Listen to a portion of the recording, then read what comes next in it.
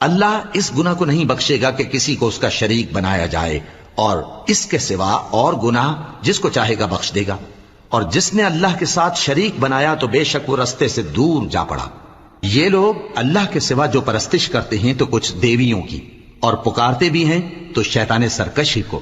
جس پر اللہ نے لعنت کی ہے، اور وہ اللہ سے کہنے لگا میں تیرے بندوں سے غیر اللہ کی نیاز دلوا کر مال کا ایک مقرر حصہ لے لیا کروں گا، اور ان کو گمراہ کرتا اور انہیں امیدیں دلاتا رہوں گا، اور یہ سکھاتا رہوں گا کہ جانوروں کے کان چیرتے رہیں، اور انہیں سمجھاتا رہوں گا، تو وہ اللہ کی بنائی ہوئی صورتوں کو بگاڑتے رہیں گے۔